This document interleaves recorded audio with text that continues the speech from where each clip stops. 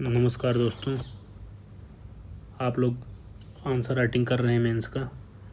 Mains के answer writing में कुछ चुनौतियां होती हैं जिनको यदि आप अगर जान लेते हैं तो आप सही से कर पाते हैं। तो उसी को बताने के लिए एक छोटा सा वीडियो है यह। देखिए, सबसे पहले करना क्या है कि जैसे ही हमारे सामने क्वेश्चन आता है तो क्वेश्चन को सर्वप्रथम ये ध्यान देना चाहिए कि कितने वर्ड का है।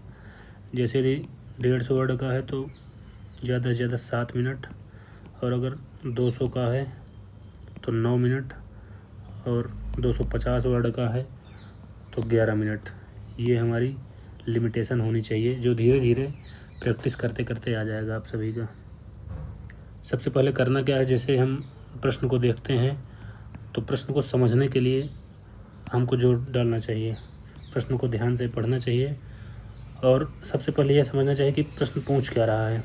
जैसे कि वो एक्सप्लेन व्याख्या करने के लिए कह रहा है, कि एनालिसिस करने के लिए कह रहा है, कि आलोचना करने के लिए कह रहा है। अब जो ये 10 वर्ड दिए हुए हैं, 10 वर्ड में थोड़ा थोड़ा अंतर होता है। जैसे आलोचना होती है तो आलोचना में पक्ष विपक्ष होता है, और व्याख्या में उसी को एक्सप्लेन किया जाता है। विश्लेषण में भी पक्ष विपक्ष हो जाता है। विश्लेषण में आप कुछ चुनौतियां भी गिना सकते हैं, उपाय भी गिना सकते हैं, ऐसा होता है। किसी भी प्रकार का प्रश्न हो उसके 3 पार्ट होते हैं। पहला इंट्रोडक्शन, दूसरा मेन पार्ट बॉडी का कहलाता है, और लास्ट का कंक्लूजन होता है। अब मान लीजिए हमारे सामने कोई प्रश्न आ गया तो हमको लिखना कैसे है। लिखने के शुरुआत में सबसे पहले भाषा का कोई वो नहीं है। आप अभी हिंदी में लिखिए, संस्कृत में लिखिए, अंग्रेजी में लिखिए, किसी भी भाषा में अभी लिखना स्टार्ट कीजिए जिसमें आप सहज हों, उस भाषा में लिखना स्टार्ट कीजिए। स्टार्टिंग में जब हम लिखना स्टार्ट करते हैं सबसे पहले हमको समझने के बाद प्रश्न इंट्रोडक्शन स्टार्ट करना चाहिए।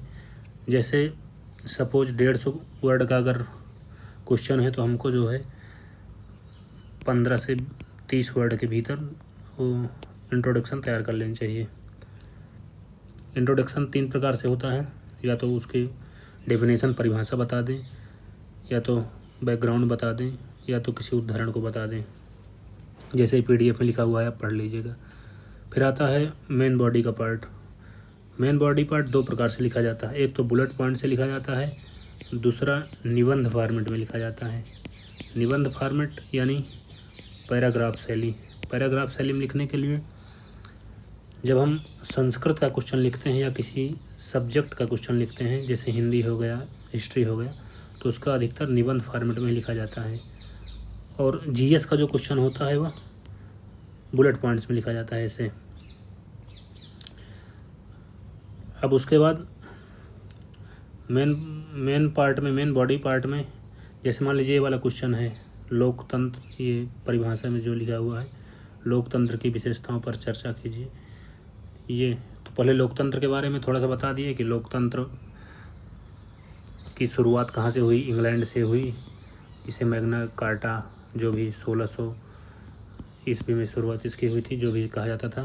फिर मेन जब बॉडी पार्ट में आएंगे तो यहाँ पर लिखेंगे लोकतंत्र की विशेषताएं। लोकतंत्र की विशेषताएं लिख करके फिर इसको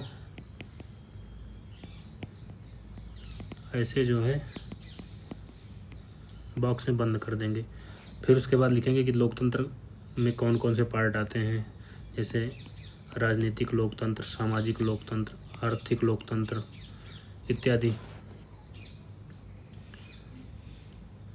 और इसमें एक सबसे बड़ी जो चुनौती होती है, एक चीज़ होती है कि जब हम बॉडी पार्ट में लिखते हैं तो इसमें उदाहरण देना पड़ता है, क्योंकि बिना उदाहरण के जो भी आंसर है वो सुपरफिशियल लगता है, सतही आंसर लगता है, और सतही आंसर में आपके कभी नंबर नहीं आते हैं, ये हमेशा ध्यान रखना चाहिए। तो जो भी हम लिखते हैं तो उसके सपोर्ट में हमको उदाहरण भी देना चाहिए। वो धीरे धीरे आ जाएगा, इकट्ठा नहीं आएगा। और लास्ट में निष्कर्ष बहुत ही सकारात्मक और संतुलित हो। इसको इंग्लिश में वे फॉरवर्ड भी कहते हैं। यह भविष्य का कथन करने वाला हो, और या तो पिछली बातों को पुष्ट करता हो, सरकार की नीतियों का समर्थन करता हो, ये ध्यान देना चाहिए। इस फॉर्मेट में पहले आप लिखने का प्रयास कीजिए, फिर आप जैसा कहेंगे वैसे आगे वीडियो तैयार किए जाएंगे। और यदि आपको सिलेबस के वीडियो चाहिए, जैसे कुछ लोग कह रहे थे कि GIC का सिलेबस क्या है, GDC का क्या है, LT का, तो अगर आपको इनको सिलेबस के बारे में जानकारी चाहिए तो बताइएगा, वीडियो बना दूंगा, अच्छा वाला वीडियो बना दूंगा। ओके, धन्यवाद।